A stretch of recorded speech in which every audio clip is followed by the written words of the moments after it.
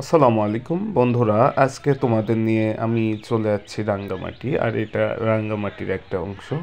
আমাদের বাস থেকে নেবে আমরা প্রথম যে লঞ্চে আসি বা ছোট নৌকায় আসি, সেই নৌকার মাধ্যমে এখানে আসি।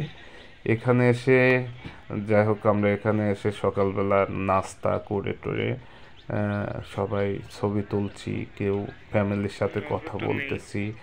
এইভাবে কেউ আবার ছবিও তুলতেছে, যে আমাদের এক কলিগ তিনি ছবি তুলতেছে বা ছবি দেখাচ্ছে, যার যার মতন সেই কাজ করতেছে। সকালের যে কাজকর্ম থাকে সেটা সেরে নিয়ে সবাই আবার রওনা দিব আরেকটা জায়গার উদ্দেশ্যে। অলরেডি এই যে আমরা রওনা দিয়ে দিছি, আমাদের ট্রলার ভাড়া করা ছিল, এই ট্রলারের মাধ্যমে আমরা চলে যাচ্ছি আরেকটা জায়গা দেখার জন্য।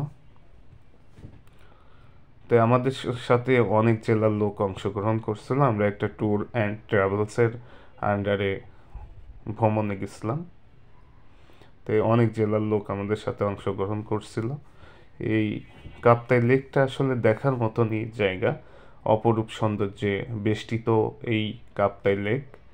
চারপাশে পাহাড়, মধ্যে লেক, অপরূপ। আসলে ভাষায় প্রকাশ করতে পারবো না আল্লাহ তাআলার অপরূপ সৃষ্টি। যদি না যাওয়া হয় বা না দেখা হয় তাহলে আসলে আহ, বোঝাতে পারবো না। এখানে গেলেই বুঝতে পারবেন আসলে প্রাকৃতিক পরিবেশটা কত সুন্দর। আল্লাহ তাআলা কত সুন্দর করে সাজিয়ে তুলেছে আমাদের এই ধরনী। তার মধ্যে এই কাপ্তাই লেক আর চারিপাশের যে ছোটোখাটো বড় পাহাড়, অপরূপ সৌন্দর্য। অবশ্যই বলবো যে কোনো সময় পেলে অবশ্যই বেড়া আসবেন রাঙ্গামাটি। একটা পাহাড়ে উঠতেছি, এই পাহাড়ে উঠতেছি। পাহাড়টা প্রথম মনে হচ্ছে যে আসলে খুব ইজি, তো উপরে উঠে যাওয়ার সময় খুব সহজে ওঠা যায়। কষ্ট হয় যারা একটু ভারী মানুষ, তাদের কষ্ট হয়। এই রাস্তাগুলো পাহাড়ি, পাহাড় কেটে রাস্তা বানানো। আর আমরা পাহাড়ে উঠে যাচ্ছি, দেখতেই পাচ্ছি। এই যে একজন ক্লান্ত হয়ে গেছে, বসে পড়ছিল। এই যে পাহাড়, পাহাড়ের ঢাল, অনেক বড় একটা উঁচু জায়গা। না ভাই, বসে থাকতাম। এই উঠে যাচ্ছি পাহাড়ে, পাহাড় থেকে উপরে অনেক লোক অলরেডি উঠে গেছে। দেখতেই পাচ্ছেন যে কত উপরে চলে যাচ্ছি। এটা তো সামান্য, আরও উপরে উঠতে হবে, প্রচুর উপরে আছি পাহাড়ের উপর।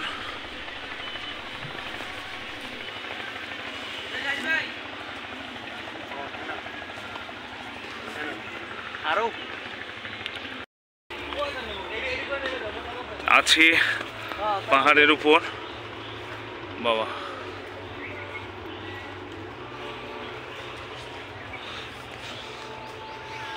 পাহাড়ের উপরে আল্লাহর অপরূপ সৃষ্টি। বোঝা যাচ্ছে না যে অনেক উপরে আছে। হ্যাঁ, ঠিক সোজা ডাল দিলি। হ্যাঁ,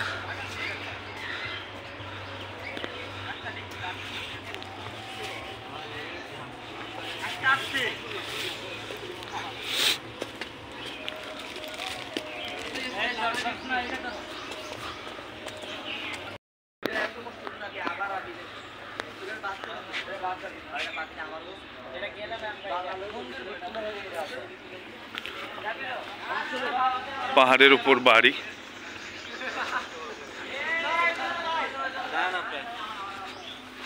আচ্ছা, আমরা যে মন্দিরের উদ্দেশ্যে যাই, ওই যে মন্দির, ওই ওই পাশে মন্দিরে যাই।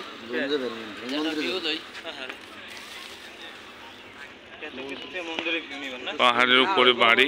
আমার ক্যামেরা খারাপ থাকার জন্য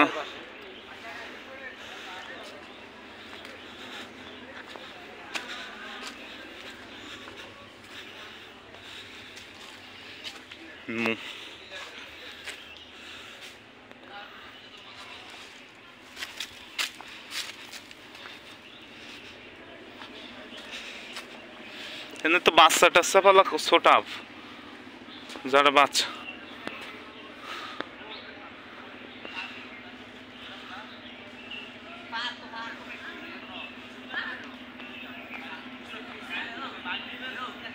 ছবি তুলে দিলাম, সময় কিন্তু অনেক হয়ে গেছে।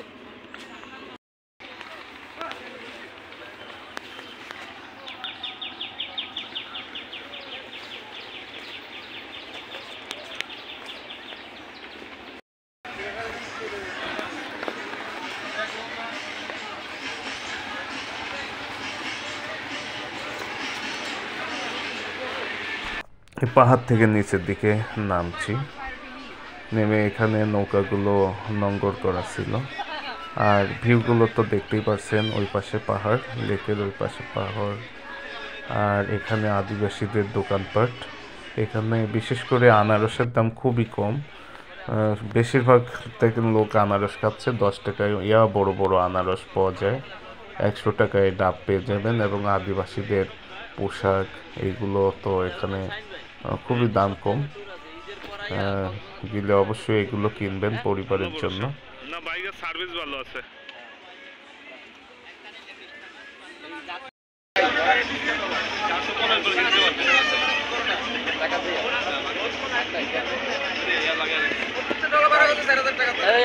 আইফোন ইউজার করি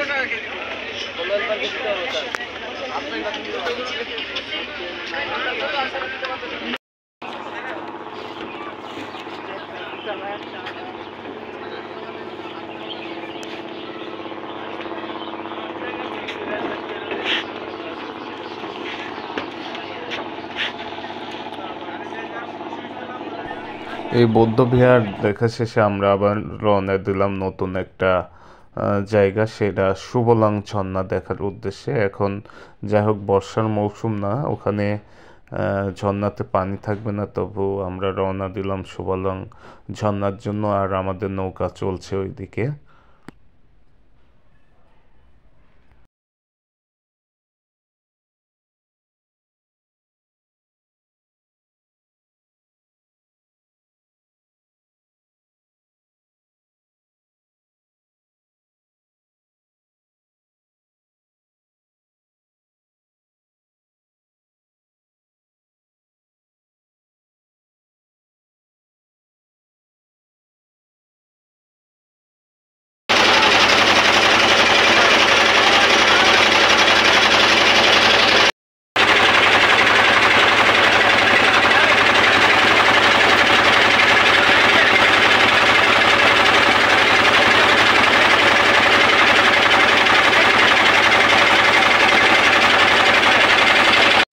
এখানে গেলে বন্ধুরা তোমরা সুন্দর সুন্দর নৌকা দেখতে পারবে। একটা নৌকা খুবই দারুণ দেখতে। আর এখানকার মানুষের যে কর্মব্যস্ততা, এদের জীবন জীবিকা কীভাবে চলে সব কিছু বুঝতে পারবে বা দেখতে পারবে। এখানে আদিবাসীরা কীভাবে জীবন পার করছে, তাদের কীভাবে উপার্জন করছে, সব কিছু দেখা যাবে। এক এক এলাকায় এক এক ধরনের জীবিকা অনুষ্ঠান সিস্টেম, তো এখানে কিন্তু সেটাই দেখা যাবে। আর আমাদের নৌকা চলছে সুবলাং ঝর্ণার উদ্দেশ্যে, এই কাপ্তাই লেক দিয়ে আমরা সুবলাং ঝর্ণার দিকে যাচ্ছি। আর অনেকেই ক্লান্ত হয়ে গেছে, এখানে রেস্ট করতেছে, তারা রাত জার্নি করে এসেছে। আর পাশে এটা পাহাড়ের গা ঘেঁষে আমরা যাচ্ছি। এটা পাহাড়ের দৃশ্যগুলো দেখতে খুবই চমৎকার। আর কিছু কিছু পাহাড়ে জুম চাষ করে, এখন জুম চাষ করে বিশেষ করে আনারস, পেঁপে, এই বড়ই বিভিন্ন কিছু চাষ করে পাহাড়ের গা ঘেঁষে। আর এই গা ঘেঁষে যে চাষটা হয় এটাকে জুম চাষ বলে। আর অনেকেই এখানে মাছ আহরণ করে এই কাপ্তাই লেক থেকে, অনেকের জীবন জীবিকা চলে। আবার অনেকে এই নৌকা পর্যটকদের নিয়ে জীবন জীবিকা অন্বেষণ করে। বিভিন্ন দূর দূরান্ত থেকে এখানে এই নৌকাগুলো আসে, কেউ বাণিজ্যের উদ্দেশ্যে আসে, কেউ পর্যটকদের নিয়ে আসে। এইভাবেই এদের জীবন জীবিকা চলে।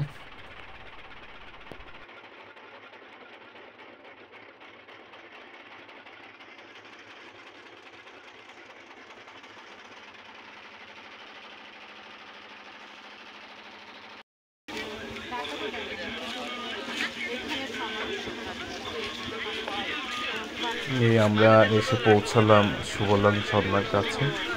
এখানে আমাদের নৌকাটি লঙ্গর করছে।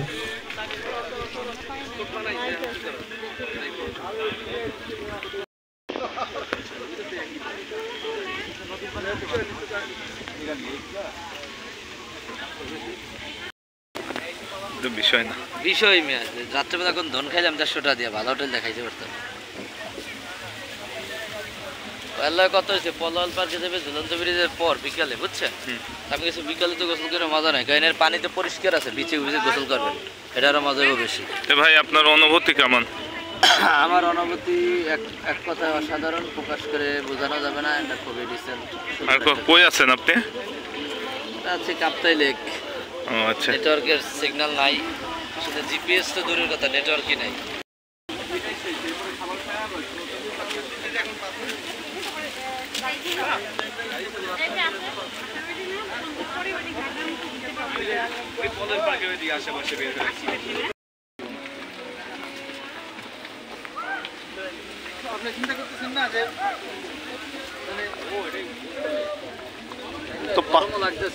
তো এক একটা পাথরের ভাই।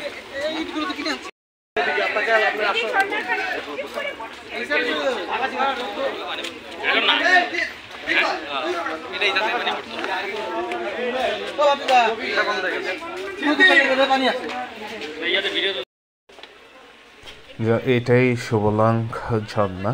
এখানে পানি পড়ে বর্ষার সময়, এখন পানি শুকিয়ে গেছে, শীতের সময় ঝর্ণাতে পানি থাকে না। আর সবাই এখানে ছবি তোলা নিয়ে ব্যস্ত আছে, অনেক উপর থেকে পানি আসে। আর উপরে আদিবাসীদের বাড়ি আছে, অনেকেই দেখতে যাচ্ছে, আমিও গেছিলাম।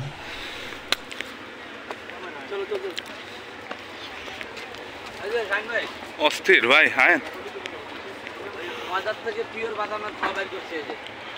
ওই শালা বাদাম ওইভাবে খাওয়াচ্ছে।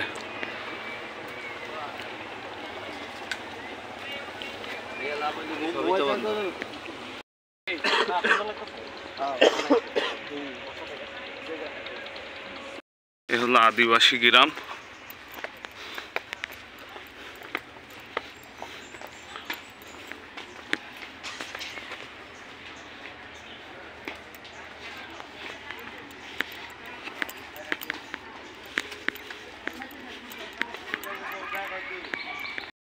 দাঁড়ান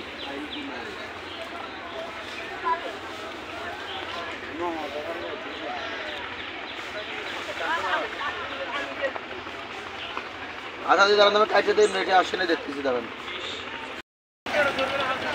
আর কেটা ভাব শটগান মানে নামবে, ছবিটা সুন্দর হইলো, ছবিটা সুন্দর হইলো। কি করছে? আমরা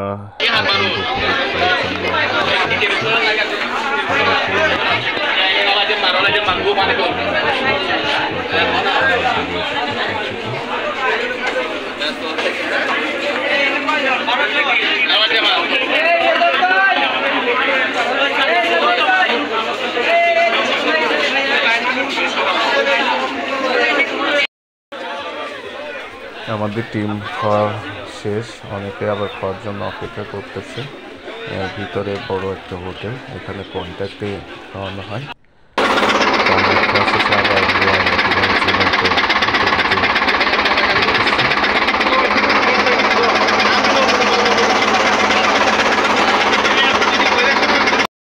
আপনারা দেখতে পাচ্ছেন ঝুলন্ত ব্রিজ উপরে, আর এখানে আনারস বিক্রি করতেছে।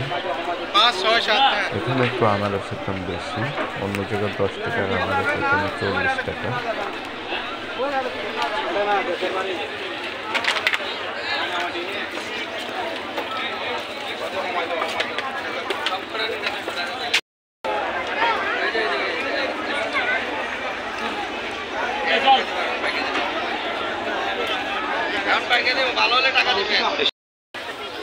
আমরা এর পরের ট্যুর বান্দরবান নিয়ে মনে হয় সেম প্যাকেজে। সদন ব্রিজ, সদন ব্রিজ দিয়ে কেমন লাগতেছে? ভালো না, ফালতু হচ্ছে। বান্দরবানেরটা ভালো, সেম প্যাকেজে। ঈদের পর আপনি নিয়ে যাবো, দেখবেন যে ঈদের চাল নীলগিরি কেমন সুন্দর, আর মেঘালয়ের ব্রিজটাও সুন্দর, ভালো না? তবে প্রচুর পরিমাণ পাহাড় আছে, ছোট ছোট। হ্যাঁ,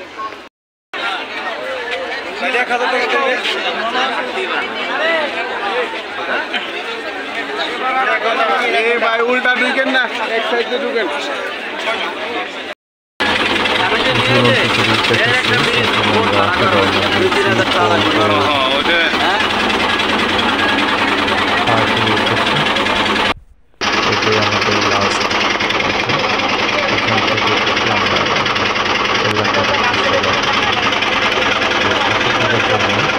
সবাইকে ধন্যবাদ।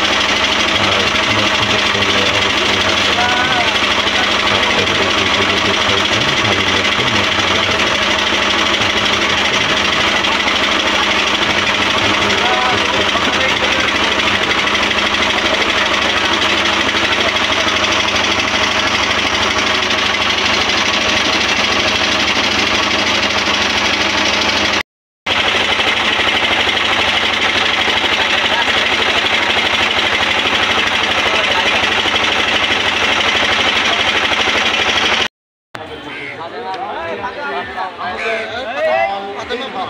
কি নিয়ে একটা গান না